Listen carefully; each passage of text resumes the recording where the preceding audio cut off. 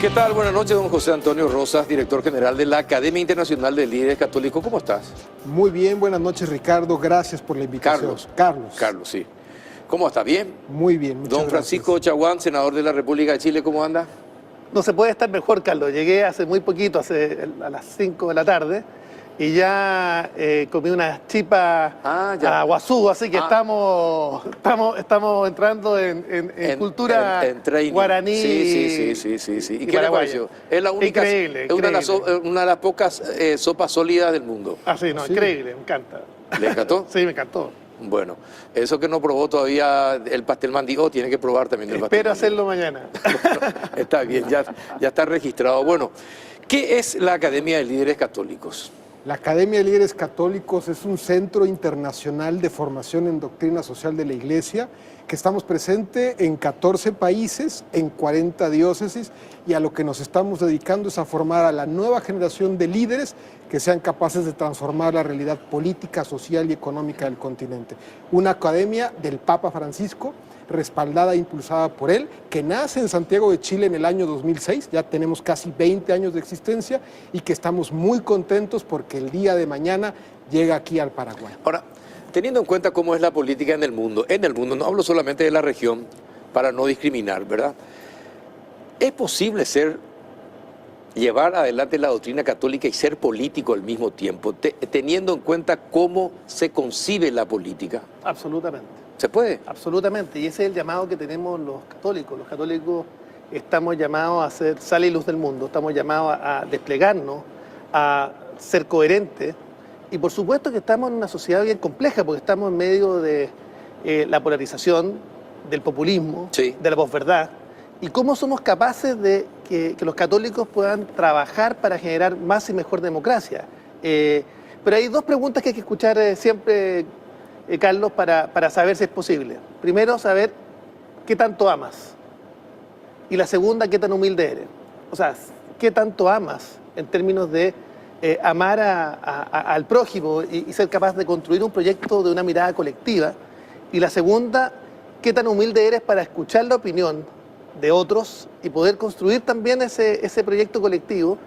Y hay que ser muy cuidadosos también para que no confundir lo que nos exige la moral católica de compromiso social, porque eso es básicamente lo que nosotros estamos señalando desde el pilar de la doctrina social de la Iglesia, con la moral instrumentalizada por una ideología. Entonces, ¿cómo tenemos líderes católicos que sean capaces de escuchar y sean capaces de construir colectivamente? Ahora, ¿y cómo diferenciar el líder católico social de los líderes de la izquierda? Porque muchas veces hay una intención de hacerlos parecer o acercarlos y no es lo mismo. Perdona, Carlos, yo tengo que contestar esto porque no podemos confundir. Exacto. La opción preferencial por los pobres con la instrumentalización ideológica que pretende algún sector político determinado, o de los populismos de las izquierdas o los populismos de las derechas. Exacto. Y por eso es tan importante que... Exacto, totalmente de acuerdo, Francisco. El gran riesgo es la ideologización de la fe. Lo que caracteriza a un líder católico es que parte de un encuentro personal con Cristo y puede tener distintas opciones políticas. Es legítimo que un católico opte por la derecha como por la izquierda. Lo que no es legítimo es instrumentalizar políticamente la fe y caer en extremismos, sean de derecha o de izquierda. De izquierda. Ajá.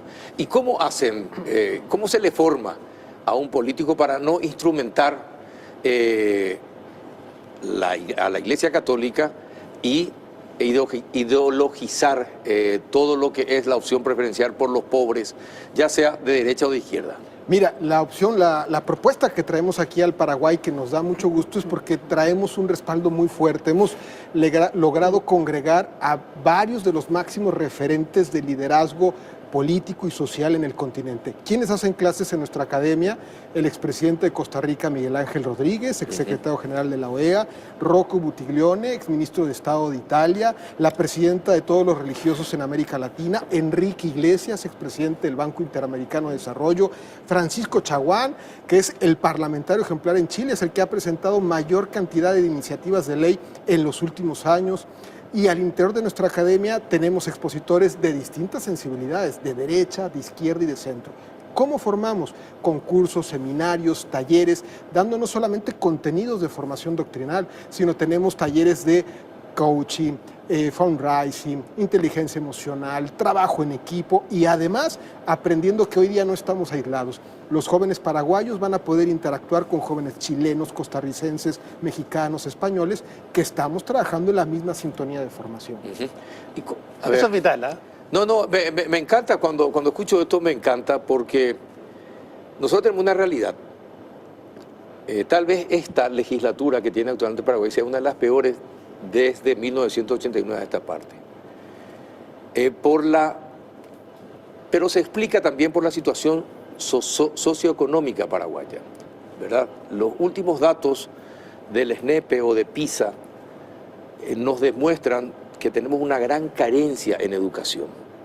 Si no somos capaces de comprender lo que nos dicen nuestras autoridades, ni de entender el peligro de elegir a determinadas autoridades, y acompañamos sus propuestas, a pesar de que puedan estar totalmente vacías de contenido, pero suenan bien por lo populista que es.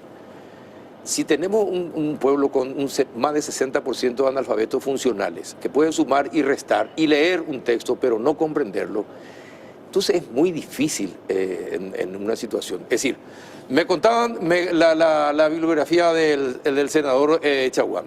¿Cuántos libros escritos? 23 libros. 23 libros.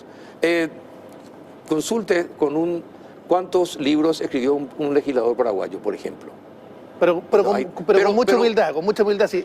Acá se trata de cómo somos capaces de poder construir una mirada colectiva respecto de cómo logramos sacar el país adelante. Y entender claramente que acá nadie sobra, sino que todos están invitados a la mesa. Todos pueden hacer algo. Todos están invitados a ser parte, ser constructores de una misma mesa.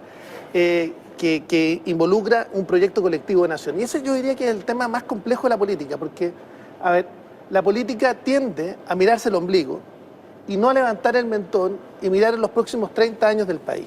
Y es lo que hemos hecho en Chile, y por eso quise mostrarte también algunos libros que hemos realizado y otros que hemos trabajado desde el Congreso, que son distintos a los que te he mencionado, donde hemos levantado políticas públicas de largo plazo. ¿Cómo logramos unir al país en medio de la polarización?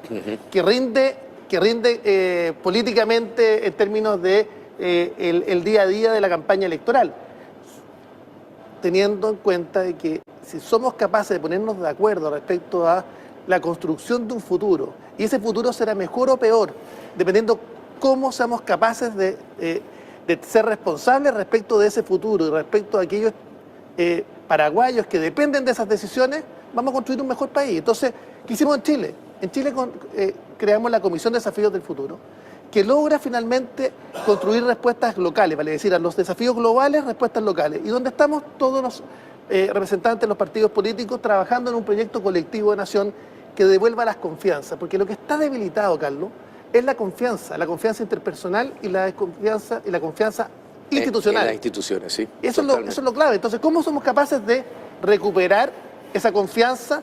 Es la clave de tener un mejor Pero futuro. ambos tienen que hacer, es decir, el ciudadano confiar en las instituciones, pero las instituciones tienen que hacer bien su trabajo. Así es. Porque si no se ve ese cambio, ¿cómo va a generar confianza de la gente? ¿Y cómo lograr que los políticos, en vez de pensar en sus bolsillos y en la de la familia, piensen en el país? Y para eso es clave, Carlos, es no perder la capacidad de asombro. Porque uno puede perder la capacidad de asombro respecto a fenómenos como la corrupción. Normaliza todo.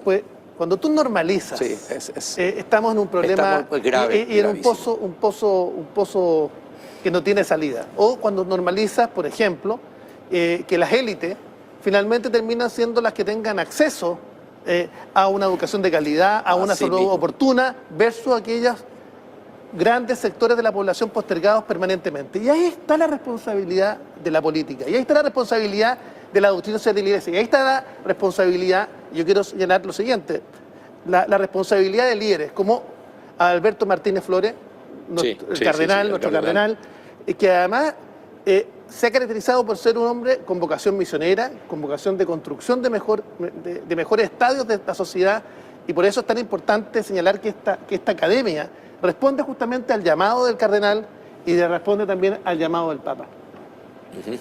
Bueno, y eso se enseña. ¿Y en cuánto tiempo se aprende? Bueno, el Papa Francisco dice que en política y en general hay que privilegiar el tiempo por encima del espacio. En la formación es una trampa pretender esperar resultados en un mes, 2 meses, en 2 cursos de formación. ¿Qué es lo que va a iniciar el día de mañana, que es el lanzamiento de la academia? El inicio de procesos de formación con gente que los vamos a acompañar a lo largo de mucho tiempo. ¿Cuándo se van a dar los frutos? Dios sabe, a veces son 5 años, 2 años, 10 años, son coyunturas. Pero ¿cuál es el compromiso de nuestra academia? Que aquellos jóvenes que se acerquen con vocación pública, vocación social, los vamos a acompañar con formadores, con tutores, con herramientas de formación, con lecturas y sobre todo partiendo desde la experiencia. Miren, ojalá pueda, Paraguay necesita urgentemente un cambio drástico, porque acá los partidos tradicionales se declaran pro familia, pro iglesia católica, pero la corrupción que impera en Paraguay es increíble. Entonces necesitamos de la religión, necesitamos de la fe, necesitamos de la educación, necesitamos de la ciencia para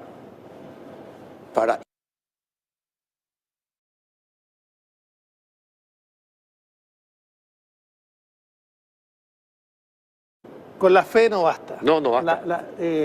La fe es cierto, mueve montañas. No, lo que decir es crea clima. Una fe sin obras es una fe muerta. Así es. La fe se tiene que traducir y la fe tiene consecuencias sociales. Claro que partimos de un encuentro personal y comunitario con Cristo, pero tiene consecuencias sociales en el medio ambiente, los pobres, la injusticia, la vida. Ahora, la agenda de la Iglesia no se reduce a 3 valores, como algunos equivocadamente piensan que la agenda de la Iglesia es vida, familia y libertades. El Papa Francisco ha dicho con toda claridad, en la agenda de la Iglesia está la ecología, los excluidos, los trabajadores, el medio ambiente.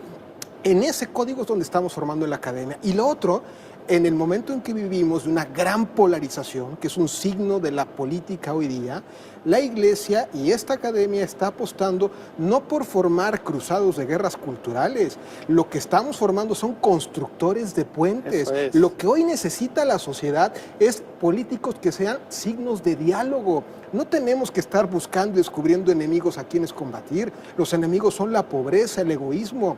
En lugar de estar buscando amigo o enemigo, la propuesta del Papa y que recoge esta academia es sustituimos el adjetivo de amigo-enemigo por el sustantivo de hijos y hermanos. Todos somos hijos del mismo pueblo y por tanto todos somos hermanos. Y como les decía muy bien, sustantivo y un verbo que es básicamente la palabra y es Cristo también, como a través de la propia doctrina de la Iglesia somos capaces justamente de ese verbo, conjugando los 2 sustantivos, somos capaces de cambiar la realidad en que vivimos. Ese es el punto de fondo. Entonces, ¿cómo somos capaces de entusiasmar? ¿Cómo somos capaces de que esta Iglesia, que a veces parece muda, ciega, sorda y muda, vuelva a tener voz en la sociedad? Y Paraguay es una sociedad tremendamente especial, porque tenemos una Iglesia también que es capaz de construir y capaz de ser portadora de una buena nueva.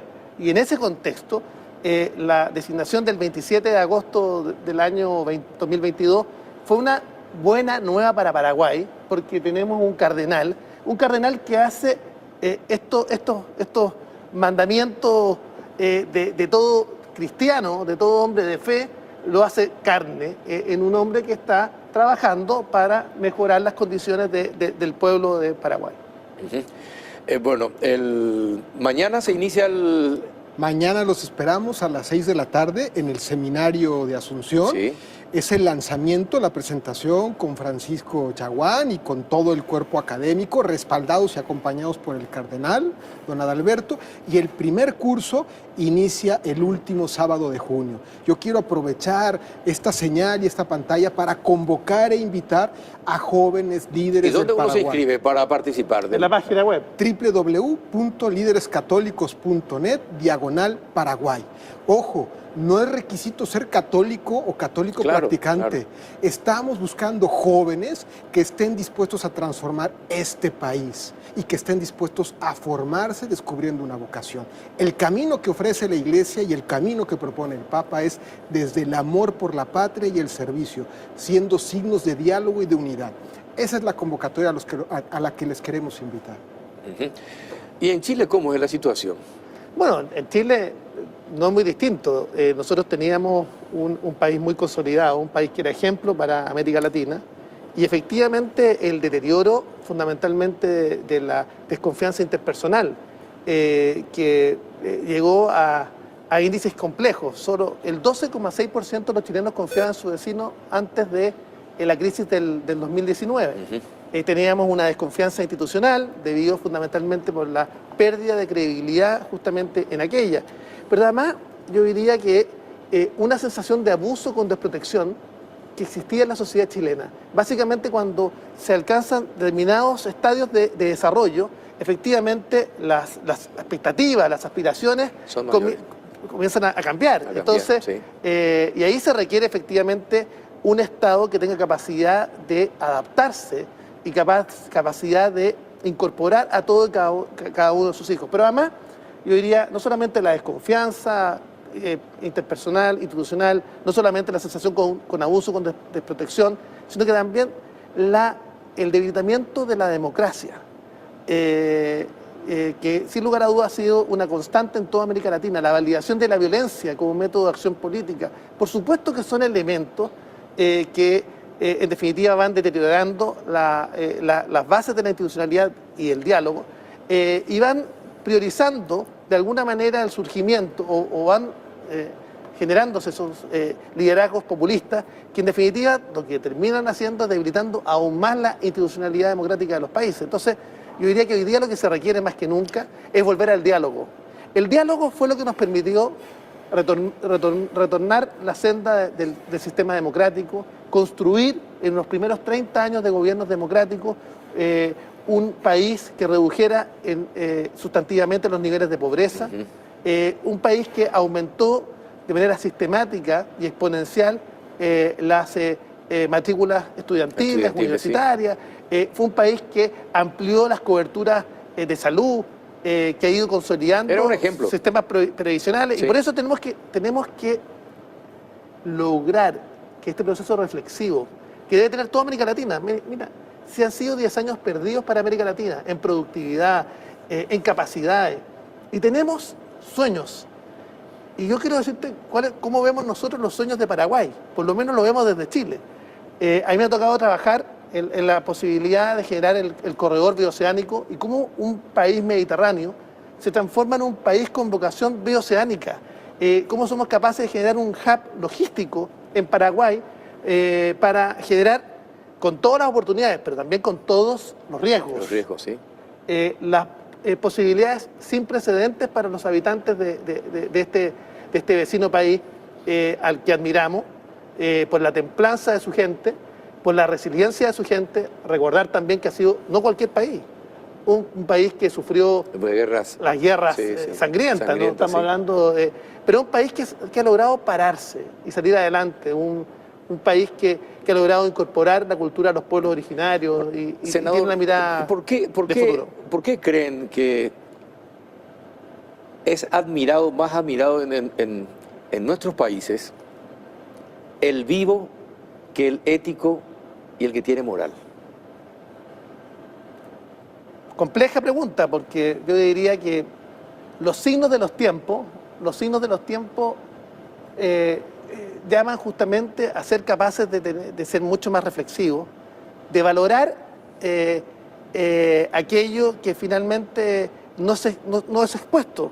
Cuando una persona actúa correctamente, cuando una persona finalmente es coherente, que es el llamado que tienen justamente los cristianos y particularmente los católicos.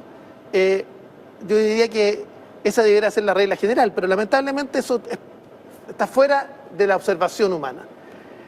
Cuando la concentración de los medios y también de la atención pública y también del eco de los iguales que se da a través de los smartphones, Sí.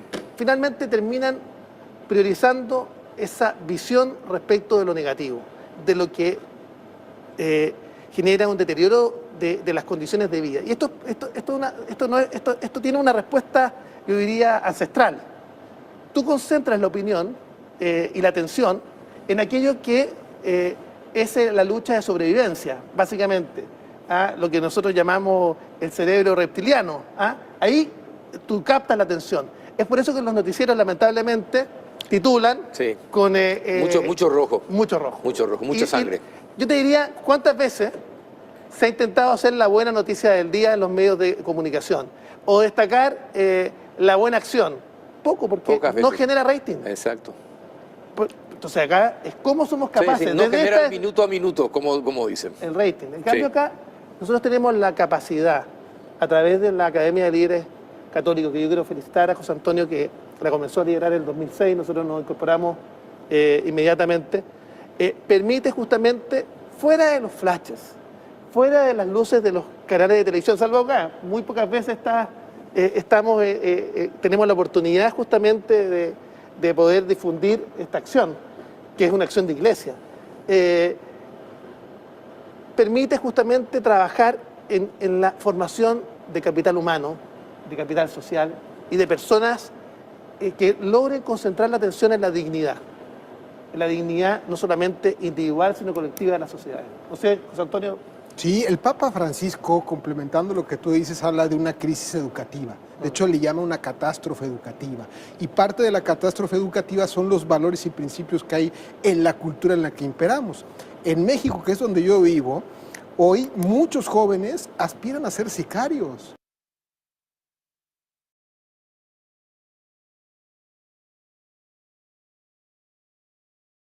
Aspiran a ser narcotraficantes. ¿Y por qué aspiran? Porque tienen dinero, Sí, tienen porque dinero, tienen mujeres, lujos, porque tienen mujeres, un cierto sí, éxito. tienen autos. Parte de la crisis educativa es la crisis del sentido comunitario. Antes había en la educación cívica que uno era para los demás. Parte del trabajo que hacemos en la academia es eso, una formación cívica y social, recuperar el sentido comunitario de nuestra vida. Para que haya vocaciones como la del senador Chaguán, es porque está dispuesto a sacrificar una carrera que podía haber hecho en el mundo privado muy exitosa para darse a los demás, a su contexto, su comunidad y su sociedad. Ahora, ¿y por qué esto se puede usar también para expandir estas ideas, ¿verdad? Así como está la desinformación acá a tiro, Completa. también, claro, completa, también podemos usarla para el bien. Así es. Sí. Mira, ¿Verdad? acabamos de tener la semana pasada un foro internacional virtual sobre Haití. Se conectaron alrededor de 10,000 personas de distintos países. ¿Y qué hicimos en la academia? Visibilizar el drama haitiano. ¿Qué nos permitió justamente la tecnología que tú nos dices? Que estaba sentado en la mesa Eduardo Frei, expresidente de Chile, Sí. Miguel Ángel Rodríguez desde Costa Rica, Felipe Calderón desde México, el exnuncio de Haití desde los Estados Unidos, que es un cardenal, después sentar a la mesa y conversar con 3 líderes haitianos en torno a la transición democrática. ¿Qué nos permite justamente las nuevas tecnologías? Nosotros todo el año tenemos programas de cursos virtuales que interactúan jóvenes de distintos países y continentes para formar en el sentido comunitario, porque la comunidad no es solamente lo que pasa en mi barrio, hoy todos nos tenemos que identificar como latinoamericanos. El drama de Haití en parte es el fracaso de América Latina. Sí. Pero Así tú has mismo. también puesto yo diría, en una situación que es compleja, que dice relación con el uso intensivo de las nuevas tecnologías. El uso intensivo de las nuevas tecnologías, como tiene oportunidades, Sí, también tiene sus desventajas. Tiene sus desventajas, Así porque mismo. se va construyendo una posverdad. El eco de los iguales lo que hace es que finalmente las personas que piensan igual replican modelos de pensamiento. Entonces, es muy difícil finalmente a través de este uso intensivo de las redes sociales, que se usa para desinformar muchas veces, que se usa para tergiversar realidades, la posibilidad ciertamente, porque tú no distingues lo que es verdad, no tienes un check de lo que es verdad y lo que no lo es. Entonces va generando también una situación que nosotros tenemos que legislar. En Chile estamos en eso, ¿eh? Estamos legislando sobre las redes, estamos legislando sobre inteligencia artificial, estamos legislando sobre todas estas materias que dicen relación con materias que están en la vanguardia del pensamiento crítico. Nosotros, cuando creamos la Comisión Desafíos del Futuro, dijimos, mira, ¿cómo somos capaces de construir un espacio institucional para el diálogo social y para generar políticas públicas de largo plazo en las distintas materias? En el desarrollo aeroespacial, en el desarrollo minero verde, en el desarrollo forestal sostenible, en temas que hicieron relación particularmente con la política nacional del litio o inteligencia artificial, entre otras materias. Y somos capaces justamente en la formulación de este espacio institucional de diálogo, unir, tener una cultura de la convergencia, de la cooperación versus la competencia. O sea, convergencia versus competencia. Colaboración versus cultura del egoísmo. Esa yo diría que es la herramienta para ir construyendo una mirada colectiva respecto al futuro y generando de vuelta las confianzas en la política, en las tomas de decisiones cuando se construyen bottom-up, surgen desde los ciudadanos con sentido de pertenencia y de pertinencia. Han dicho algo, acaba de decir algo que sí. Uno quiere recuperar la esperanza, escuchando esto. Qué suerte que les traje, porque yo necesitaba recuperar la esperanza, ¿verdad? Estamos viviendo tiempos difíciles en nuestro país, ¿verdad? Esperemos que mejore, pero necesitamos de aprendizaje, como esto que ustedes, por ejemplo, vienen a hacer. Y ojalá que cuanto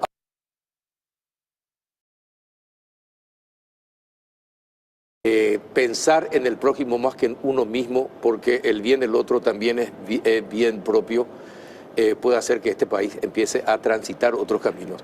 Y que la responsabilidad es de todos. De todos, de todos, de todos. Eso es muy importante. Desde el primero hasta el último de los paraguayos. De todos. Todos tenemos que involucrarnos en esta tarea. Así que les agradezco porque me trajeron esta esperanza el día de hoy. Gracias, Carlos. Gracias, senador. Gracias, José Antonio. Muchísimas gracias. Muchas gracias, Carlos.